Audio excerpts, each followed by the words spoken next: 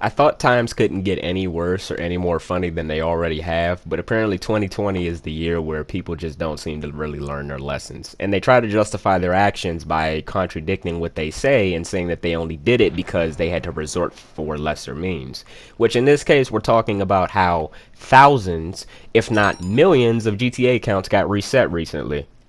Mine not included. Why? Because I don't glitch. I don't need to glitch to have money. Apparently, you guys can't seem to get out the grind and earn your right and earn your keep, or even so much as maintain any sort of money in your account, period. I feel like a lot of you just have really much of a spending problem, but I also can clearly see that there's people who don't like to spend a lot of time on the game, so they resort to exploiting so that way they can get ahead. Now, of course, exploiting is unfair and unjust. There's really no reason you should be cheating. There's really no reason you should be glitching. Honestly, if you're going to pay $50 to $60 for the game, then play it right.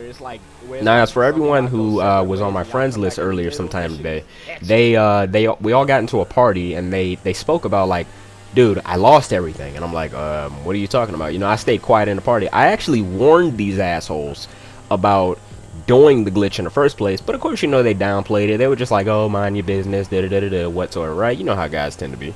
So I did. And then just recently they logged back into GTA, I'd say what, yesterday, and they pretty much quit the game. And I'm not really butthurt by it because, well, you can always find more people to play with, but sometimes you just have to like cut your losses, you know. And at this point I'm pretty much cutting my losses when it comes down to these Nimrods. They really haven't exactly explained the reason why they did it. They just wanted to do it out of boredom. And you know, they talk so much about boredom, but then somehow they play the exact same titles every single day. Rockstar Games ended up putting a complete close on a lot of people's accounts because of everyone that was exploiting the glitch. And what it was is that this glitch in particular had something to do with the casino heist and I believe some other things. However, I haven't been keeping up with GTA only because of the fact that I've had other games to play, but when I did get back on, I think it was one of the first things that I heard about. People on Reddit, people on YouTube, people on Instagram and Twitter, they were all talking about it. Matter of fact, the glitch actually originated on TikTok, which someone had did it, and then a million people ended up kind of just like retweeting it. They ended up liking it. They ended up just reposting it. And then it just went rampant. And Rockstar even said early on in the summer that they were going to send out a ban wave. And of course the GTA community downplayed them for it. As a matter of fact, they didn't pay them any more attention, but we're forgetting that we're talking about Rockstar here. The fact that you're actually trying to swindle some sort of money out of a billion-dollar company, it really just kind of seems a little bit laughable. It's nothing but in-game currency. It's not even real money. And for those of you who actually ended up using real money transfers to probably hide your transactions, I actually know a person who did it. He claims that he did the glitch pretty much well over 10 times, but he is trying to convince Rockstar that he made those transactions legitimately by using shark cards, and he even told me in the party recently. I don't condone hanging out with these people, but I'd also rather not indulge in a lot of their nonsense. It's a lot like taking candy from a baby. It's usually like when you take something from a child and then they throw a tantrum and then for some reason they act like they don't care, but they really do care, and then they just sit in a corner somewhere.